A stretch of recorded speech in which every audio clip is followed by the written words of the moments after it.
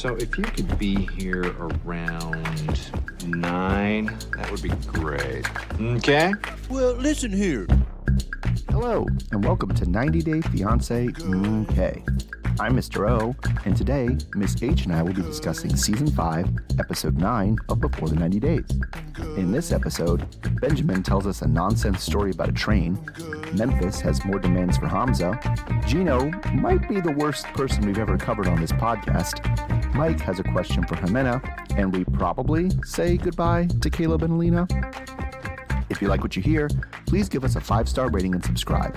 And if you are also watching Love During Lockup, we are covering that on our other podcast, Love After Lockup, Okay.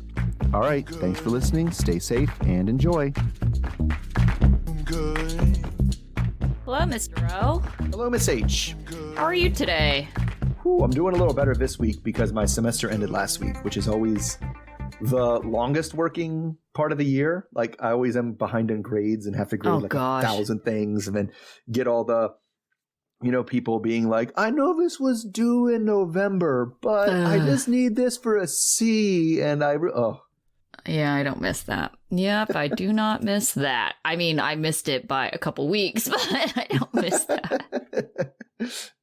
Yeah, nobody does. So I had a lot of these people first. So I'm going to get started. Let's get started with the, I'm going to get started with the boring ones. You're not supposed to start with boring, but I'm going to start with boring. And that's Caleb and Alina.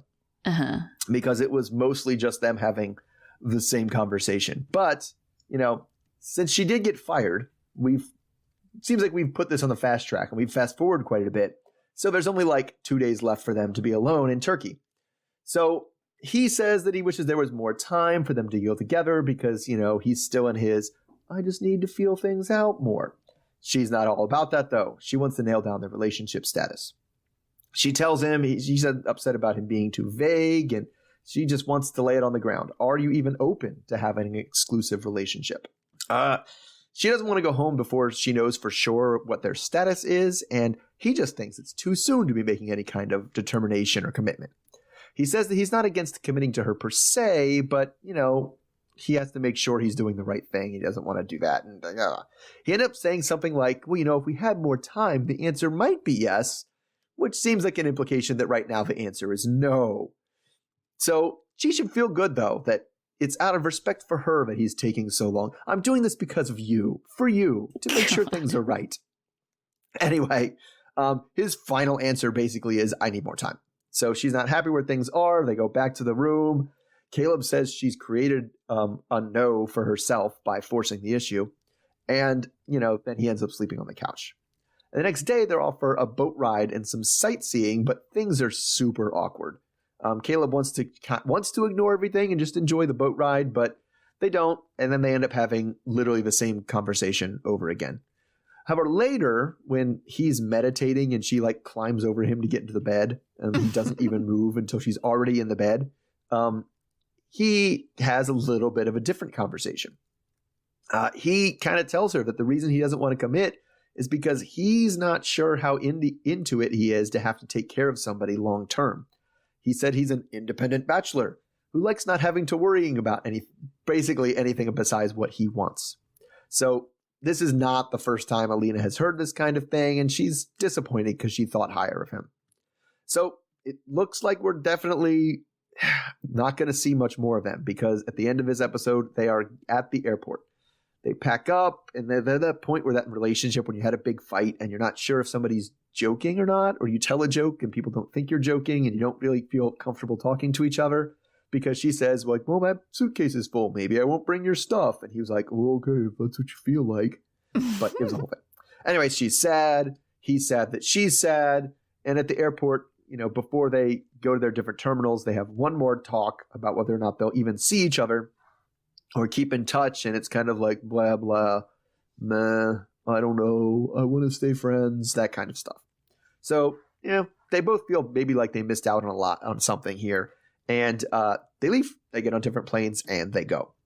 All right, so, assuming this is the last time we see them, because I think we kind of hit that, I see this kind of being like, this is your wrap-up, this is, move along, get on the planes, and go. I don't know, whose side are you on? I mean, do you really think Caleb needed more time? Or was the answer always going to be no? And he just didn't want to admit it. I think that the more time thing is probably because he wants to want this. And I feel like I've had this conversation with guys that I've dated before, and it always kind of worked out almost exactly how this played out. So I definitely, like, I don't want to say I was triggered by it, but it's just like, it seemed very familiar to me, this whole conversation that they had. It's like, you're kind of pressuring the person to come up with a definitive answer because this maybe business isn't good enough for you. And I mean, I know for me that I have anxiety when it comes to, you know, relationship and where, you know, I stand with someone. I want to feel secure in a relationship. And so I don't like this in between maybe thing, just like Alina wasn't about to accept, like, later, I'll tell you later, as like a response, because it's like, no, I need an answer now. I'm not going to sit here. First of all, it makes you look pathetic for waiting around for someone to decide to be with you. Sure. And then have this kind of like weird, like in between thing. So I get where she's coming from. However, kind of pushing them to make this decision.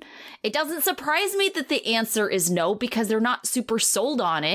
And I think in Caleb's case, he wants to say yes, but he knows it's a no right now. And I think he feels guilty about it, which is why he's saying, like, if I had more time, maybe I would think differently. In my experience, more time doesn't really change their mind one way or they're still unsure. Yeah, I mean, it's hard to know, like, and you can't tell anybody. And I get where it is. If you're unsure, it's going to be like, well, when are you going to be sure? I don't know when I'm going to be sure. I don't know if you'll ever be sure. That's the problem. Yeah, I can't even guarantee you. Yeah, and that's kind of something he was coming from too, is making the mistake of seeing like, well, if I had just like 2 more weeks, there's like, no. Then I could make a decision. You'll never know if you're ever going to be sure. Like it's not. And I mean, I get where he's coming from too, you know, in that, you know, this is a person who, if you care, even if you do care about them, right? I feel like caring about them in a weird way, and this is kind of what he was hinting out at, is like, if I didn't care about you, sure, I'd tell you yes, it would shut you up, we'd have a fun rest of the trip, and then I'd leave and I could just, you know, ghost you or dump you or whatever, and it wouldn't matter, right? But he's like, but I don't want to do that to you. I like want to be honest with you, and I want to give you, you know, what the real status is. And because believe me, I'm pretty sure he's done that, yes, and then we'll split up, and then I'll do the fade out on you. And then things go away. I'm pretty confident he's done that to other people. Oh, I'm sure he has, because I think it's very much in people's nature when they feel cornered to just want to appease the other person. And so they'll say yes and think about the whole time, how can I get out of this situation? Right. And especially when you're in it. And that's the other thing too, is it's a bad time for her to be asking for a definitive thing, right? Because it is really not that long, right? It's 2 weeks that they were there, I think, right? Yeah. And that's I know it's 2 weeks where you're together all the time, but that's even you had said you had similar things like this. It wasn't after 2 weeks of dating somebody that you're like, no. I need to tell me if you're committed right now. Like, that's going to scare literally everyone off, right? Yeah, but I get where she's coming from. Like, one, they have a limited time. They have a limited time together, and she doesn't feel like it's been 2 weeks. In her mind, she thinks that this is a 13-year affair, which also isn't very accurate considering, you know, she's clearly dated other people during that time. So you can't say that you were with this person or it's been 13 it's definitely years. Somewhere in between. You don't have to go and learn all the, let me tell you about your family and blah, blah, blah, and all that stuff. Like that kind of background. What kind of person they are, what they think is funny, what things that those you have established already. We don't need to establish those things. But it's definitely a switch when you're talking about considering someone as just a friend that you talk to and somebody that you're romantically involved in. And I definitely think it's really tough sledding and kind of unfair to make somebody make this commitment when they're literally trapped with you in a room. Right. Yeah. Like that's not the right time to be kind of making this where there's extra pressure on, because you're like, well, what am I gonna, because that's we figured before is his answer was always never gonna be yes by the end, but he wasn't gonna say no at the beginning of the trip and ruin the rest of the trip. Right, and make things all awkward and uncomfortable. So I'm going to throw in my personal opinion here because I know it might be somewhat controversial. But, you know, it's really kind of based off of the millionaire matchmaker, Patty Stanger, and her rules for dating. And one of the rules she has for dating is that you shouldn't sleep with someone before you have that understanding of exclusivity. And so I feel that Alina made a mistake here in sleeping with him when he's not going to be exclusive, and not necessarily because, you know, it's like you're dangling a reward or something over someone's head. I don't necessarily see it like that. But what I kind of feel is that she is so emotionally attached to him, and I don't think sleeping together really helped that situation, because now she has that expectation that this is a relationship. I'm sleeping with the guy. And so I think just based on, you know, how she's reacted since they finally became intimate, it's like you probably should have held off so that way you're not so brokenhearted when it doesn't go the way that you think it's supposed to go. Yeah, and I would say that's especially true with somebody like Caleb, who definitely doesn't see sleeping with someone in that way. Yeah, right. That doesn't, he's going to sleep with anyone, relationship or not. He doesn't care. Yeah, he doesn't care, which is fine if that's who you are, and it's fine if that's what the understanding is, right? But it's like, yes, if what you're looking for is a relationship, and I guess I wouldn't necessarily put it in that don't sleep with them at all, as much as I put it, don't expect that sleeping with someone is going to further change their mind significantly about where you are in the relationship. Oh, right? I absolutely agree with that. If he was unsure before, he's going to be unsure after. It's not like he's going to be like, wow, now that we slept together, I feel like we're in a relationship. No, it doesn't really work like that. Yeah, and that's part of why Patty Stanger has this as a rule, is because sometimes it is very difficult, especially for women, to really separate those two things out. Sure. And so it's just easier to say, just don't sleep with them unless there's this understanding of that you're exclusive, because there is always going to be that, oh, well, we slept together, so we should be something more than maybe the other person thinks. And so you're not necessarily going to be on the same page. And so, I mean, the idea is like, yeah, sure, if you want to sleep around with someone, just sleep around, you know, but you can't have that expectation that this is going to lead to a relationship. Right. Yeah, totally. I mean, it's just they saw things super differently. And like, I definitely kind of got the impression that Caleb thought this. Well, I mean, and Caleb thought this, at least to his credit, at least he was honest about it's kind of a shitty thing to be honest about. And I think he felt like shit about it. But I don't really know that I want to take care of you. I don't know I want this much responsibility to be a part of my relationship. And you can say that's a shitty thing or not, but I mean, if that might be, then it would be wrong for him to commit to this relationship. Yeah, I think it's one of those things where it's very hard to hear, because you would hope that people wouldn't feel that way. But at the same time, I felt like it was actually kind of brave of him to be that honest, because I don't think most people would be that honest, even though I feel that a lot of people would also feel that way. Right. I mean, it definitely is. And I get that Alina's tired of hearing it, but it definitely is. It's a lot of an ask, right? If it's a relationship, I want, you know, you're looking for that mutual support. You're looking for that 50-50 split. We always, you know, we see that with the Angela and stuff, right? It's everything's 50-50, right? And yes, she can give that to you in other ways. Absolutely. Right. Right. Emotionally and things like that. But it is a lot to be like, no, you're literally always going to be the one who has to do the dishes, or you're all going to be the one who always has to drive everywhere. And then that she can do those few things. But, you know, I mentioned two things that we literally saw her doing. So maybe those are bad examples. But, you know, there's certain places, if we go out, like, you're going to have to push me around all the time. Like, that's not nothing. Right. And it is one of those things that you hope that you'd care about someone and care about them enough that you would be willing to do that for them of eternity. And if I'm her, I don't want somebody who kind of only wants to do that, because they're just going to be resentful. Right. Yeah. And I was going to say, I think it's natural to have a hesitation, which is what he says he has about it. Right. And I think he's trying to wrap his head around, this will be my life. And I think that's fair. At the same time, it made me feel like Alina was not necessarily being super realistic about the situation, because the way that she talked about it, she was just like, I don't know why this is such a burden for everyone. Love conquers all. You would do anything if you loved someone.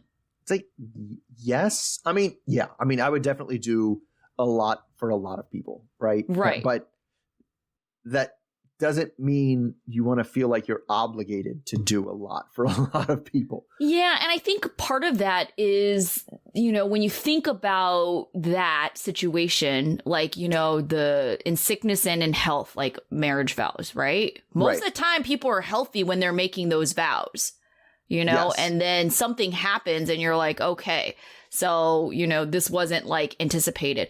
I think it's kind of almost like, you know, people filtering out like on dating apps. It's like they're not going to necessarily choose that for their life because they can make the decision if they're going to, you know, even be in a position to fall in love with someone. So they're going to filter out that situation, you know? They're going to be like, that seems like it's difficult. I'm going to like not even get to the point where I am falling in love with someone. And so I think that's like part of how that dynamic is different than what she's kind of talking about. Like, you do anything for the person you love. Yeah, but most you have to fall in love people first. Yeah. Right, are gonna be like, hold up, there's hesitation here. To be fair, that is the sign of a very, very, I mean, we do live in a very ableist society, right? Yeah.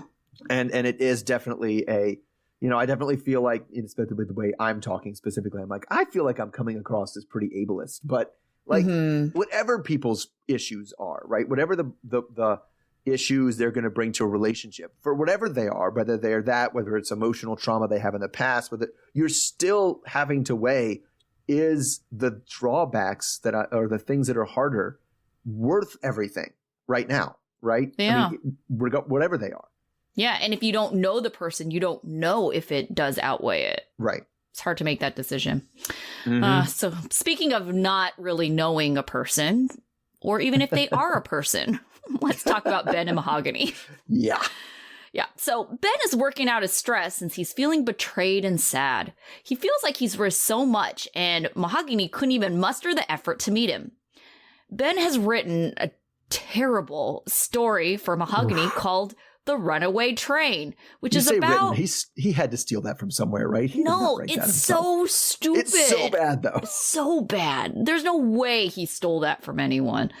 Okay, anyways. It's about a runaway train where the passengers are all panicked except for two strangers who decide to start dancing down the aisles as the panicked passengers are now happy and cheering them on. The train does eventually come off the track, but then settles back and everybody is safe and happy.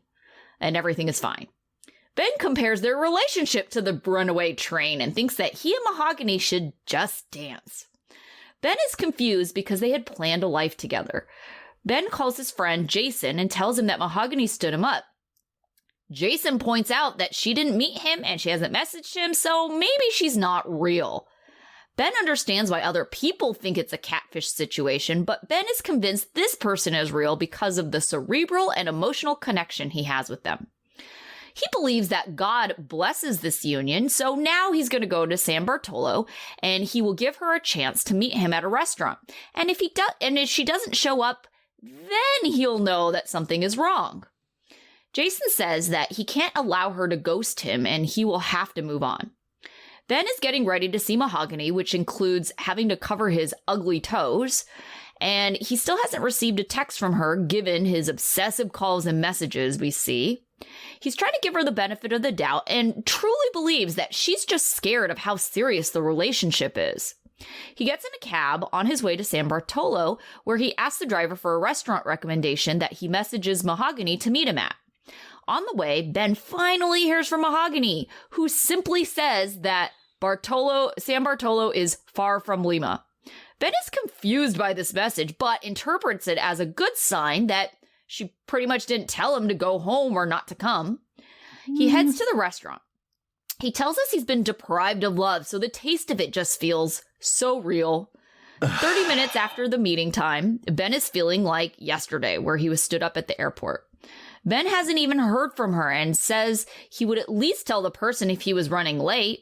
He's finally starting to lose hope and wonders if he's being set up. All right, so what do you think? How would you interpret the message Mohagony sent him? San Bartolo is far from Lima. Yeah, that to me means that's a long distance and a long time. Don't waste it. Don't waste your time coming here. That's the way I read that message, right? Like, that's a pretty far long way to go to sit around and wait for me to not show up. Like, that's. Well, what else is he going to do? He has 2 weeks. I guess. I mean, I feel like I would, I at some point you got to be like, vacation in Peru, I guess. Like, let me see what I can do. Let's go around and do Peru stuff. But knowing him, he's going to be like, 2 weeks of opportunities to keep on getting rejected. And I feel like he would still leave after trying to set up a meeting every day for 2 weeks. He would still leave convinced that somehow her father was the reason why. He's definitely going to leave, like, convinced that it wasn't her fault. She's really because they have, and this is where I was getting into what does it mean to have a cerebral connection with somebody? I don't even know what he's talking about. He doesn't have a connection with anything other than her face and her boobs. Yeah. Spiritual and cerebral connection. Like, no. I don't even know. I was like, yes, that is a word that means brainy-ish. Like, I don't understand. Because it doesn't look like any of the things she's putting there is like, philosophically or intellectually stimulating conversations of like, I want to have your babies. Right. Well, and also we've talked about that the language barrier between them will really limit what kind of deep conversations they can really have. Although I will say, I was going to say, I am actually fairly impressed with his Spanish compared to all the other partners we've ever seen on the show and their failed or weak attempts at speaking their partner's language. So his was actually okay. He successfully got into a cab, told them where to go, and actually had a conversation with the cab driver on the way. Yes. Right? Thank you, Duolingo, because remember, Ben is also the only one we have seen on this show that actually was actively trying to learn the language via Duolingo. Good, though. It was pretty good Duolingo, I got to give him, because he said, and this is what's funny, because this was a funny story. I was actually watching this. I had this on, and my daughter was in the room playing on her phone. And she was just like, he came up with this part where, right at the end, he's like, I just feel like, we've had this big, long connection over 3.5 months of texting. And I didn't know she was paying attention. And she just started laughing. I was like, what are you laughing at? She was like, 3.5 months? Like, that's it? Was this the older one or the younger one? This is the older one. This is my 13-year-old. Even a 13-year-old can identify the stupidity of this. Yes. She was like, 3.5 months? What is he talking about? But if he's only been studying Spanish for 3.5 months, that's pretty good. Yeah. I kind of wonder too a little bit, maybe he has a leg up because, I took, probably 4 or 5 years of Spanish in my lifetime. And my Spanish is pretty not good for, taking Spanish for 4 or 5 years. But if I get practice on Duolingo, it's okay. I can get by. But maybe there's that background, Yeah. Oh, yeah. It wouldn't surprise me because he was a pastor. And I feel like that's a profession that does help definitely to speak some Spanish. But my 3 years of Latin does not really help me anywhere at all for anything. Right. I was going to say, the Mormons are the best at learning new languages so quickly, too, for their missions. They're very good. They definitely have. And I don't think they teach it. Well, one thing that's true is I heard that is the specific way we tend to teach it in our high schools I believe it. Not good. Mm-hmm. And I've also known people who learn languages very quickly for NSA at the because I live near the National Security Agency. Yeah, and they learn it pretty quickly, and that I think is another full immersion thing. It is not the way we teach it in the schools. Right. So to be clear, we don't think Ben is Mormon. I was just bringing up the fact that Mormons have a different way of approaching language acquisition, and theirs is actually pretty successful. Right. All right, let's move on. Let's go to Mike and Ximena. All right, so after a week and a half in Colombia, it's nearly time to go home. By the way, I think it's funny. Like, some people stay there for like a week, and some people are there the place for like 6 weeks. But it's always so weird. Well, let's look at the ones who have jobs versus not have jobs. Mike has a job. Mike has a job. Fair enough. But anyway, it's, he's been there and it's time to go home. So now is the time for the marriage proposal. So he gets there early to the restaurant to check out the decorations and make sure the cake and everything is ready. He not only invited Ximena to dinner, but her whole family too. And it's nerve-wracking for him because he's, making that classic mistake of not being 100% sure she'll say yes before he proposes. So the family being around makes it perhaps a little less romantic than one might hope, but the food looks good and everyone looks like they're in a good mood at least. So he asks Ximena if he's doing better at hygiene-wise, and she says yes, but make sure you keep doing that when you go back to the U.S. So soon he calls everyone attention and reads a prepared statement in Spanish about how much he loves her and blah, blah, blah, and all that stuff, and the kids. And then out comes the cake with the ring and the proposal on top of it. And of course, she breaks into tears and then says yes. She says that everything was beautiful, and seeing his romantic gesture, how he put everything together, reminded her of why she fell in love with him. So the rest of the family starts crying too, and Mike says he's very happy that he's, basically getting an instant family. So her father welcomes him to the family and is happy that Mike is taking this relationship seriously and is going to plan on taking care of the grandkids. So then they all dig into the cake. But now it's the next day and it's almost time for Mike to leave. He tells his family that he hopes to return in a couple of months because he needs to go to work, as we said. But when he gets, the plan though is when he gets back in a couple of months, they'll get married then they would get married in Colombia, and then they can apply for the spousal visa. So he says his goodbyes to the kids and leaves the hat with one of them, the weird hat he was wearing last time. Yeah, God. And then he and Ximena head alone to the airport where they have the I'm so sad I'm leaving conversation in the Uber. And then at the airport, at least according to the captions, melancholy music plays and they say their goodbyes and he gets on the plane. All right, so I don't know. Of all the proposals we've seen, where does this one fall in terms of the, least cringy, most romantic? Because I feel like we've seen some rough ones, right? I wouldn't say it's romantic, but it was thoughtful. I think it was very traditional and thoughtful because there haven't been a lot of situations where they've involved the family. And I get that she has kids. But it was nice for him to invite the whole family, and I'm assuming that Mike is paying for this whole dinner. Yes, I assume he treated the dinner, yes. Yeah, so that was very thoughtful of him. I think the cake was very thoughtful, especially it was good on him that the proposal was written in Spanish on the cake. So, if it wasn't clear by his own, what he had to say language-wise, at least it was clear to her that, he was proposing. Because even when the translations, I think he said, like, I want to marry me, ? And I was just like, reading that translation. He said that after the cake came out. Yes. But yes, it was good that it was written on the cake. Yes. And that he wrote it on the cake, unlike Corey from Corey and Evelyn, someplace that was right in front of her face and she could read it. Yeah. Poor Evelyn's like squinting, like, what does that say? Exactly.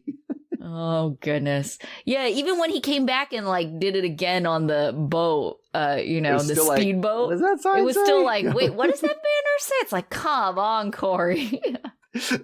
Yeah, so it was pretty standard. I mean, nothing dramatic happened. The way they cut it made it seem like she was crying, like she wanted to say no. Oh, that's the classic. That's the classic, is they cut him crying, and that's like, and then they go, dum, dum, dum, dum. Yeah, but at the same time, when has anyone ever said no?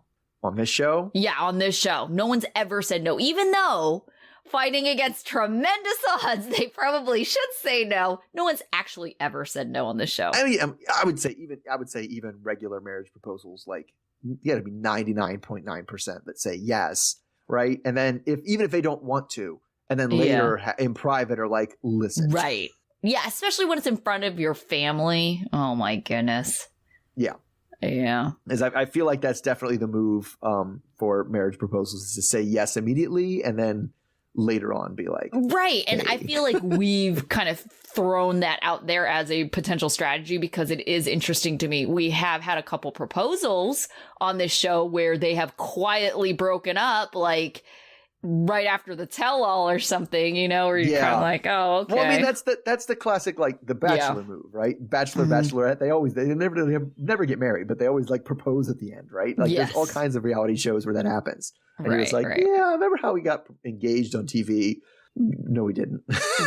That's something else. And so what I thought was really funny about their goodbye is Ximena is just like, oh, you know, I'm afraid if like you go back that you'll like forget about me or like meet someone else. And I'm like, have you paid attention? Why you have zero competition? Like seriously, Ximena, come on. No one is fighting you for this man. Yeah. I mean, there's that we literally heard about that when we got it. The little, you know, the short bald guy who plays with Legos, like lives with his dad and his grandpa, which is sweet. I mean, he's taking care of him. Yeah, he's never had a girlfriend since he was 14 and probably was at that point you couldn't tell was going to be short. Yeah, I mean that one's tricky because like I feel like that's definitely a red flag for women, right? If they're like, oh, I've never actually had a girlfriend before, it's gonna be like, oh no, this is bad. Like, yeah, watch out. Actually, that being said, my brother-in-law, like, I'm pretty sure officially my sister was his first girlfriend. And they got married later on in life. I think he got married. Yes. I think he was like 35 or something when they got married.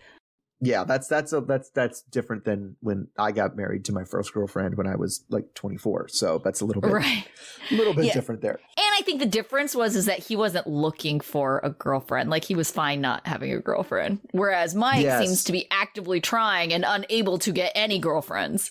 Fair. Yes. Mm-hmm. I mean, yeah, Mike, there's a lot going on there. In terms of like with the issues that he's coming across that may have hindered him before. But like, I just wonder if you know, especially based on the preview that we saw, if she was maybe projecting a little bit about the, I hope you don't forget about me when you leave. Because I'll forget about you. Yeah, well. Okay, let's talk about Memphis and Hamza. So Memphis and Hamza wake up, sort of, and where they talk about Memphis wanting to go to bed early after they drank too much the night before, and Hamza wanting sexy time. Memphis got off, so now she's happy. She's like, okay, all is well in the bedroom life. Yeah, as long as he gets 50%, that's all he needs, apparently. God. So Hamza tells us that he was mad when Memphis threatened to break up with him if they don't get married. In the car, Memphis imitates a cow to get the point across that she's hungry and wants a steak. They go to a cafe. Hamza is trying to fatten Memphis up because he likes fat women because fat women have bigger boobs. Memphis talks to Hamza about getting a prenup. She explains that a prenup is a contract that says he cannot take any of her money in the event of a divorce. Hamza thinks that Memphis doesn't trust him and doesn't think that they will ever get divorced. He also thinks that she is being negative. Memphis says that she's just trying to protect herself and her kids.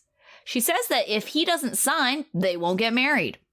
Hamza feels insulted because marriages should be based on respect and her possessions don't mean anything to him. He agrees to signing it, but Hamza admits he's been having some serious doubts about Memphis lately.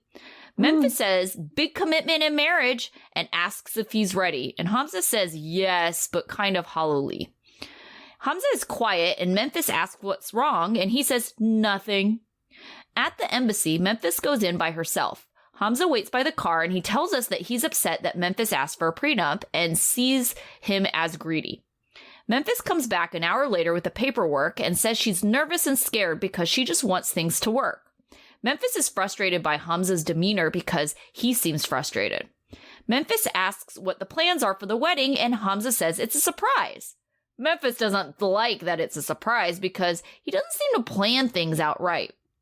She asks him how much the wedding is, and he can't answer those questions. Memphis then asks him if he has money in the bank or if he's broke. Hamza says he has no money. She tells him she wants everything to be 50-50, and he looks at her in disgust and tells her to stop. He then ignores her as she asks what's wrong and why he isn't happy. Hamza can't imagine spending his whole life with someone who can make him feel weak and sad. All right. If Memphis thinks Hamza's broke with no organization skills who just wants to marry her for a comfortable life, why do you think she wants to marry him?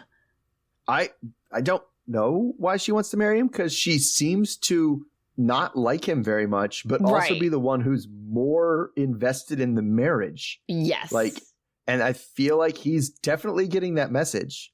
Yeah. Because it's like, if we're gonna get married, you need to make more money and be 50. And she whined the whole time. That was me doing that. That was whining. Yeah, she was whining the whole time. And I don't even think he really understands, like, well, I already know he doesn't understand most of what she says, but it's her tone of voice, I think, that annoys the crap out of him. Because you could just tell when she's talking. He just looks like he's in pain. Right. But she's right. It is emasculating, and it makes him feel weak. The way I put it down, I wrote in a note. She talks to him like she's the manager, telling him all the things he has to do before closing up. Yeah. Right? All right, make sure you have to make sure. Did you get the thing out of the cash register? You got to make sure you empty the cash register. You got to make sure that you put it back in the safe. And if you don't put it, then you're going to do that. You're going to put it back in the safe. Are you going to do that? If you don't do that, because she literally, like 3 days in a row, had 3 conversations with him that were all like, if you don't do this, I won't do. If you don't do X, I won't do Y. Yeah. In order to get X, in order to get this reward, you have to do this thing. You have to do this big thing. For me, it wasn't a discussion on any of them. It was, here are the things that you must do to earn your place with me. And he's definitely starting to be like, yeah, I don't know if I want that place anymore. Right. I was going to say, that's what I find interesting. She like keeps on like dangling this carrot of marriage over him. And it's like, I don't think he even gives a crap. You know, the best thing that you've said for yourself is, I will break up with you if you don't get married. And then he was kind of like, oh, crap. But all the other stuff, he's like, meh, whatever. We don't get the embassy in time. We don't get married. All right. Who cares? Right. Because it was, if we don't get married, I'll break up with you. But then I guess also in theory, if we don't get the embassy, I'll break up with you. If you don't have enough job to contribute 50-50 to the bills, I'll break up with you. Like, what is all this stuff it's holding over? I'll break up with you. And because the entire way of framing it that way, right, is, and he's not wrong, I am the prize here, and you aren't doing enough to earn me. Right. It has nothing to do with her agency and how much she likes him. It's all about, will you do the things that I deemed necessary for you to earn marrying me? Yeah. Right. And it's just, that's not a good way to approach a relationship. Well, my whole impression of Hamza at this point is the only thing that he really sees in Memphis is some lady with big boobs. And it's like, there are other women with bigger boobs out there. That's what you're really looking for. That aren't such a pain in the ass. Right. Especially if you have already made clear that you don't care how fat they are, as long as their boobs are big. You have lots of choices. Yeah, you have plenty of choices, and ones that aren't going to emasculate you and make you feel like annoyed all the time. Yeah, it's just, the tone of voice gets him, and like, the thing gets him, and then like, it was a lot. It was, and because it didn't seem to me like she talked about, I was satisfied after sexy time last night, right? She didn't really seem like it, because she was like, I just wanted to go to sleep and you wanted to have sexy time and whatever. Like, she didn't tell him, right? Like when he sucked at it, she definitely told him that, but I don't feel like she told the cameras and she told us that it was better the second time and, gave her what she needed or whatever. But like, she didn't seem to tell him. And also, that was thing A. Also, B, he was trying to get freaky in the morning too, and she was not seeing that. Right. Oh, I'm starting to feel more sorry for Hamza, because I definitely do. Yeah. It just seems like she's just trying to boss him around, and I don't really understand like what she's trying to get out of it, other than a contributing member to the household. That sounds like all she wants. Like, it sounds like most of what she wants is a second income in her house. Right. Like, and everything was just by contract, right? Like, we're going to have a contract for the marriage. We're going to have a contract that's going to be 50-50. And it's like, what are you contributing financially? And that's like all she seems to care about. Like, she doesn't, because we've been through this with the language stuff. She doesn't really know him very well. And she's already like, we need to lock it down right now. Like, I've got this contract to sign. Let's go. Like, more money in the house, 50-50, let's go. Yeah, but then at the same time, it's like you can't work when you're over here on just your visa. And so you have to wait a certain amount of time before you can get a green card. So it's like, what is she expecting him to do during that time? Oh, it's I don't think she's thought that far ahead. No. I know. I was going to say, I don't think she really gets that she is going to have to financially support him at least for some period of time. Oh, yeah. She's definitely going to have that conversation with the immigration lawyer. If it's like, wait, I'm responsible for him for how long? What? She's got to have seen this show and knows that that's a thing. Think so, but clearly so many people who are on this show have never actually seen this show. Well, that's, right? Yeah, they're bad. Similar to... because you're talking about Memphis. She didn't know what a cow sounds like. She started meowing. She said, I want a cow. Meow. Wait, no. Moo. Oh, God. Yeah. It's like, how are you this dumb and so educated? I guess that's pretty common, but it's just like, come on. Yeah, a certain set of, one set of skills, especially when it's she's a nurse practitioner, right? Yes. It doesn't necessarily mean you spend a lot of time in medical school. You practiced a lot of different things. You have these certain techniques and these technical skills down and this, certain knowledge in one field. That doesn't mean you know anything from any other field, which not to get political, I wish some people who worked in those fields sometimes realized that just because you're good at one thing doesn't mean you know everything about everything. Right, right.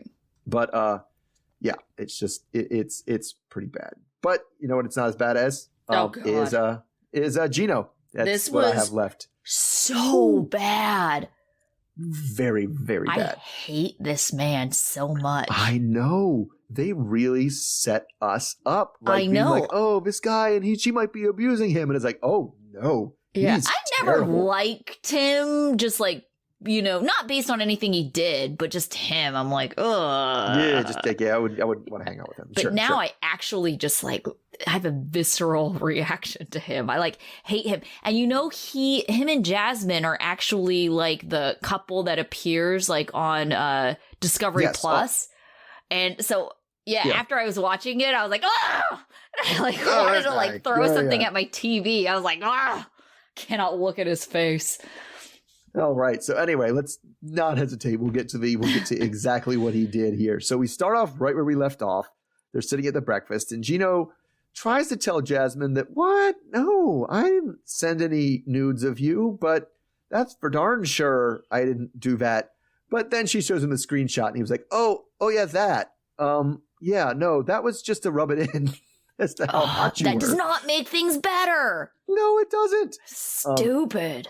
Yeah, so he tried to deny it, and he got shown the receipts. She breaks into tears and storms off, and he soon follows. But in an interview, he says that he made a huge mistake, but he sent it to get revenge on his ex or something. Stupid.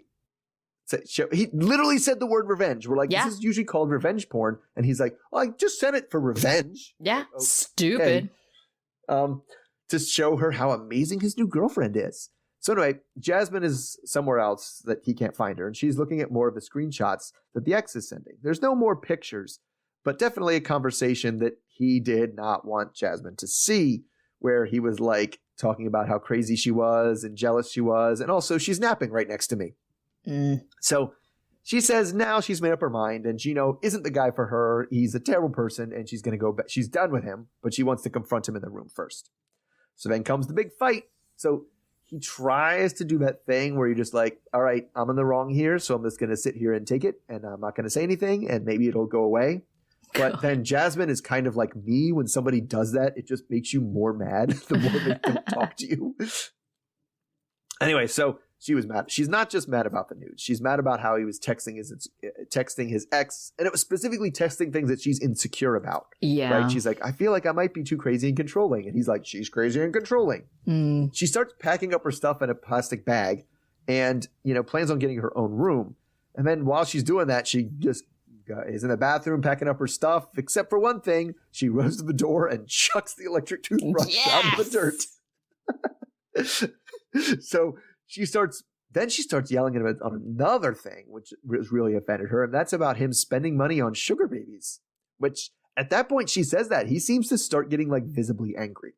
But this is due to other screen grabs that she saw where he, his ex sent him, and it was about emails, I guess, that she had gotten from another ex. He just pisses off exes all the way down the road. It's just pissed off exes all the way down. Anyway, he says that it's something about sugar baby relationships, saying he gives them $200 to $250 every time they meet. Another thing that he tries to deny, and she's like, it says I have SBs that I pay $200 for. What is that? So Jasmine says that, this really, really disgusts her about him, and that she can't be a sugar baby for someone. And especially if she wanted a sugar daddy, it would be a much better looking and much richer sugar daddy than him. Yep. Yeah, so, get him, Jasmine. He just sits there like trying to be and at some point she is still yelling about the nudes, and he was like, they weren't nudes, you had your top on. He was just topless. It's like, what? Why would you say that? Oh my God, idiot. What an idiot. So she just keeps ranting as he sits there quietly. And it's funny because I thought how much of a parallel that was to the wallpaper fight that they had, or the paint color fight that they had, where she just yells and he just sits there and takes it. But I feel like at that one, it felt like she was borderline abusive. And on this one, it was like definitely not the same vibe. Yeah. Right. She definitely seems the one who was in the right this time. So, I mean, whew, where do we go? So what's the worst thing that she found out in the messages? Let's put it that way. Because, she found out a lot.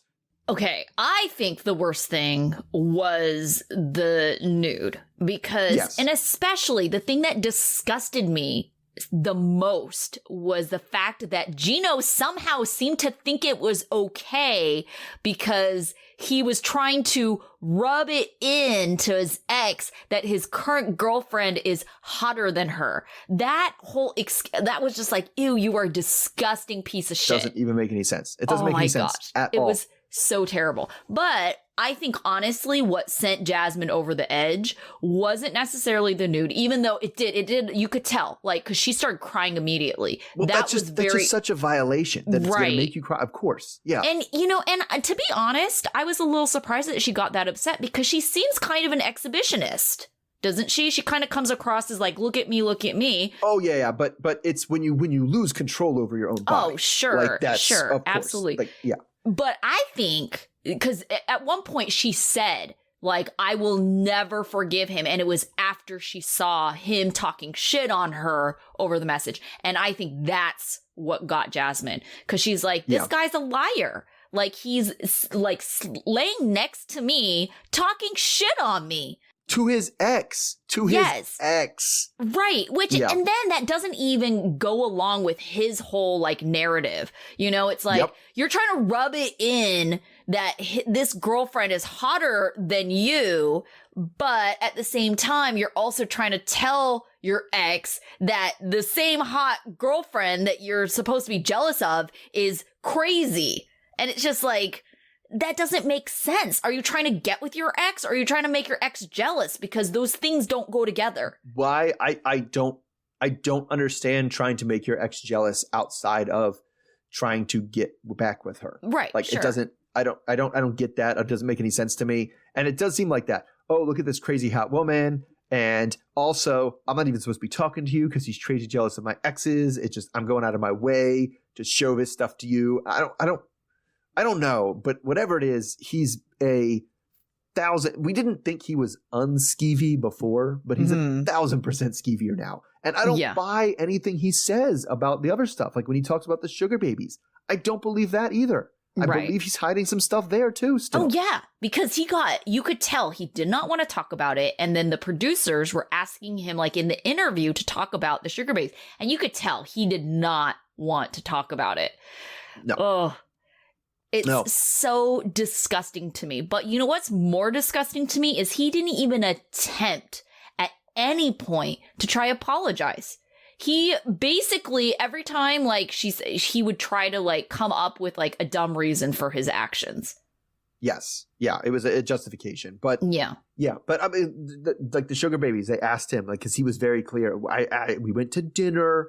And they had to say, like, did you pay for dinner or did you pay them? And he was like, I paid them. Yeah. And it was like, so to believe me that he might have ended up with just dinner, but if that was the plan at the beginning of the night, I doubt it. Mm-hmm. I doubt that's what he was hoping for by paying for this dinner, that it would just be dinner. And especially because he makes the stupid excuses again. Well, I wasn't having the dating apps just weren't working, so I wanted to try something different. And it's like I was trying to mix it up and try something new, so I figured let's find sugar babies. That's something new I haven't done. Yeah, I mean, which I don't know. It's part of me is like, all right, fine. If you're a sugar daddy into sugar babies, okay. Not something I would do, but I'm not gonna judge unless you're judgmental of yourself and you won't just admit that that's what you were doing because that's how you wanted to do things, and like that seemed like a good scenario to you, and you wanted to try something and not just like, well, I just tried a different tack to get someone to love me forever. And it's like, no, you didn't. Like, you were not doing that. Yeah, I don't know if I feel comfortable with like how uncomfortable she was with that though. Like, I don't know. Like, she just felt like once you've had one sugar baby, everybody who you date after that is a sugar baby now? Is that that's kind of... I don't think that's what it is, but it's almost like maybe you have this thought that like, oh, this person's trying to buy me, and this is like almost like prostitution. I can kind of see it being like an easy, transition, or at least, easy to kind of get there in your mind of how they're kind of similar. But right. Jasmine, it's like her time to shine. The things she said to him, it was just like, for example, I can't deal with this level of stupidity. And I was just like, yep, I agree with you, Jasmine. I cannot deal with this level of stupidity. Yeah. I mean, I did like that she was like, listen, I'm smart, I'm intelligent, I'm beautiful. If I wanted a sugar daddy, I could do better than you. Yeah, I'm going to get the best sugar daddy. I'm going to get the sugar of all daddies.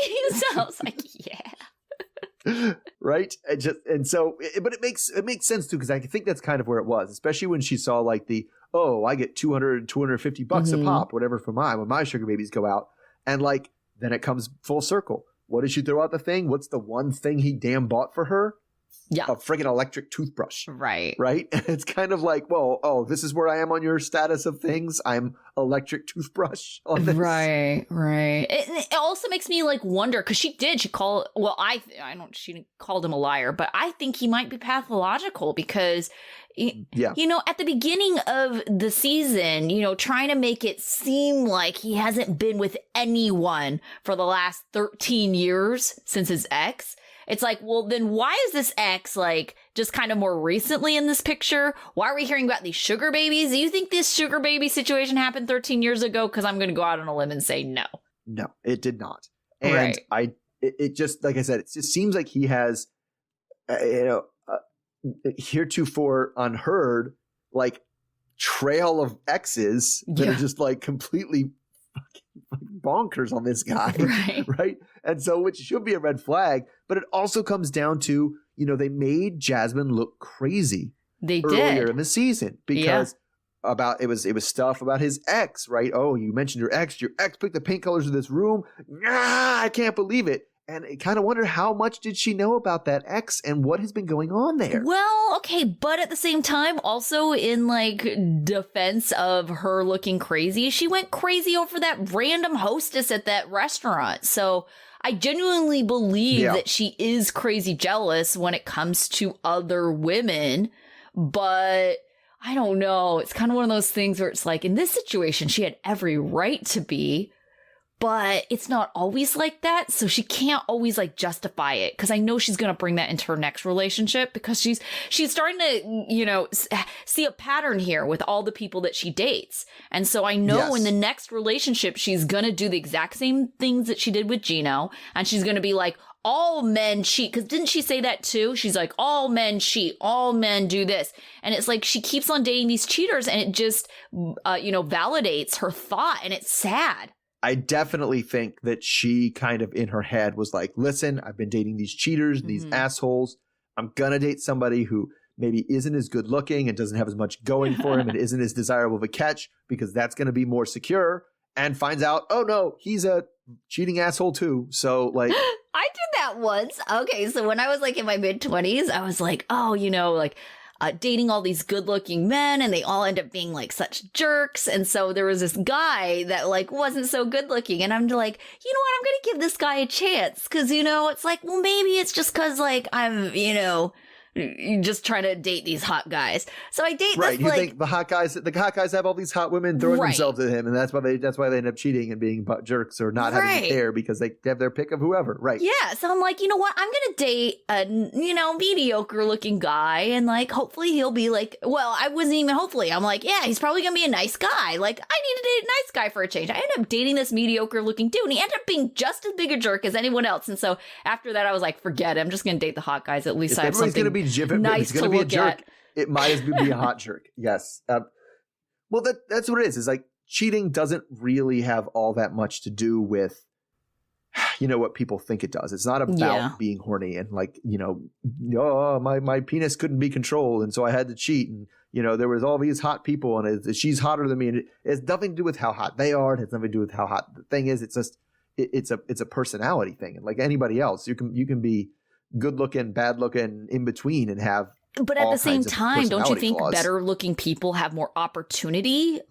And so I think that's what people think. But at the same time, but I don't think they do. I was going to say, at the same time, I feel like Gino is making his own opportunities here. Yeah. I mean, I would highly doubt. I'd be curious to see some of the exes, but like, I don't think Gino has really super high, like, beauty standards with who he's gonna like hook up with or get involved with. But like it's across the board. Like there's somebody, just like I was said, you will find, everybody can find somebody that wants to be with them. And like I feel like if you are that kind of person, you will find somebody that will cheat with you. Like you can find it if you're really dedicated and you look for it.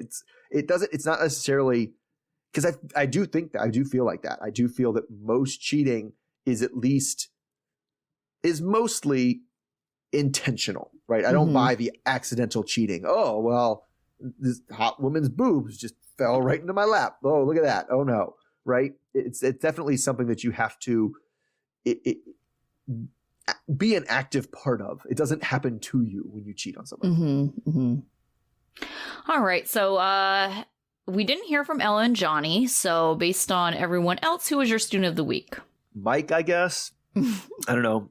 I was kind of lost. At least he proposed and the person said yes. So that shows some sort of forethought that basically nobody else in the show had planned something and carried it out. Yeah, this definitely was a tough week. And this might be a controversial pick, but I actually went with Caleb. Because I appreciated that he was honest, even though it wasn't what Alina wanted to hear. And honest when, quite truthfully, like his truths were hard truths. Very easy to like lie just to make someone feel better, Yeah. I mean, it would have been, because you're right, it would have been very easy to just be like, yeah, sure, I could be committed to you. And then just kind of go back half a world apart and be like, all right. Or it's just say it's something else, that it's not what it is, right? Right. Yeah. All right. What about your dunce? I mean, so actually, I zagged a little bit because that one was Gino as the obvious dunce. Yes, here. which I did have Gino because I'm like, asshole, I hate you so much. You're dunce, maybe for the rest of the season. Yeah, I mean, I feel like, he definitely. Oh, I don't know. I don't know if him or Kimberly is going to be the dunce for the season. Oh yeah, we didn't see them today either. Yeah, last week's Kimberly, the begging for sex and stuff was pretty bad. And then the preview for next week, like, I'm not going to beg for sex. It's like, I feel like you keep saying that, yet you keep begging. Yes. So actually, I went with Memphis because as class dunce, because she clearly doesn't respect him as a person or as a partner. And she needs to, but she doesn't really seem to know that she doesn't respect him as anything. And at least he's getting the hint of that, but it's just not going to be a good relationship dynamic going forward, no matter what happens. For sure. And that's actually my life lesson is kind of directed toward Hamza. if you know you're having doubts about a marriage, you should speak up or get out of the situation and not wait for it to be a runaway train that doesn't have a happy ending. Because I think so many times that people get caught up in things, and it's not that they don't have doubts, they have doubts. And then they just let it get to a point where, the family's coming in town for the wedding and they just feel like embarrassed if they cancel the wedding. And then they get stuck in this marriage with someone when they very clearly had doubts before. And then after they're married, it's kind of like, yeah, divorce is imminent because it's like you had the doubts that were like really based on like a reality. Right. And he's not wrong what he says, but you're right. But he tells the camera and he tells the producers. He doesn't tell her. No, he doesn't say, tell her. Wow, I feel like you're really emasculating me and you think very little of me. And every time you talk to me, it feels like a little bit like you're insulting me and making me feel like a weak person. Like he needs to tell her that. Yeah, absolutely. Because it is true.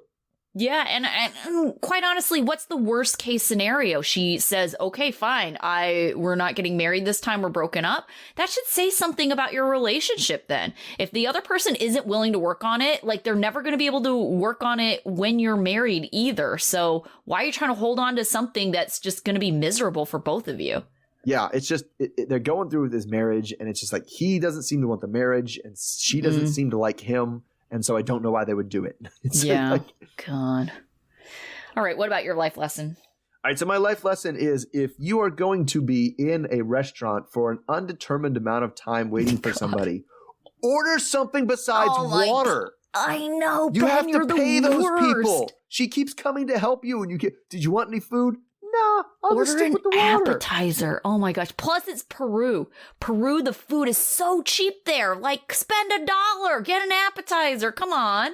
I know. And yes. I feel like he hasn't even had any Peruvian chicken yet. Just get some chicken and like a beer or something. You can't just have at least a drink. At least a drink. Something that you're going to tip that waitress on who poor waitress keeps coming back and forth to ask him if he needs anything. He's like, no, I'm good. I'm just going to take up your table. Yeah. Yeah. The worst too is like that situation. Then they meet up and they're like, oh, let's go to this other place. And they just leave. Oh my God. I just they deserve, servers deserve all the money. They put up with so much crap. Right. Okay, so, this train, this runaway train is still going. I don't get the runaway train. Everybody dies. No sense. No one died. We're on this like collision course with death, and nothing can stop it. We should just dance together. Why are people dancing? Oh my gosh! It's like try to save yourself. I feel like it's kind of metaphorical about how. And what was the metaphor? Was he the dancer? Was his love the runaway train that they can't stop? I don't know what anything was supposed to mean. I don't know. Terrible. I think, but it's funny because I think what he thought it was metaphorical for isn't like how I interpret it. It's like your relationship is this like disaster. It is the runaway train where you should be that panicked person trying to get off. Right. The runaway train just seems to be like to me, the way I interpret that story is, wow, sometimes the terrible thing is unavoidable and you make it worse just worrying about it and fretting about it before it happens. You might as well dance until it does because the train's going to crash either way, right? That is not what he was trying to say with that story. No, he was trying to say that, like, you shouldn't fear runaway trains because, it may jump the track, but it then, like, gets back on the track and everything's fine. Happy ending. It's like, yes, I don't think that's how runaway trains work. Happy ending. Yeah, that is generally not how runaway trains work if you watch the news at all. No. Oh my goodness. But I think that's what he was trying to say. He was trying to be like, oh, everybody thinks our relationship is this disaster and they keep on trying to warn us. But we just have to dance and then everything will be fine. It's like, oh God, delusional. God will take care of it. Delusional. All right. So yes, we'll be back with more Runaway Train. But not next week. Not next week, though. Oh, right. Super Bowl is next weekend. So in 2 weeks. Super Bowl is next weekend. Yes, that's right. Sounds good. We'll see you in a couple weeks then. All right. Okay. All right. Bye. Bye.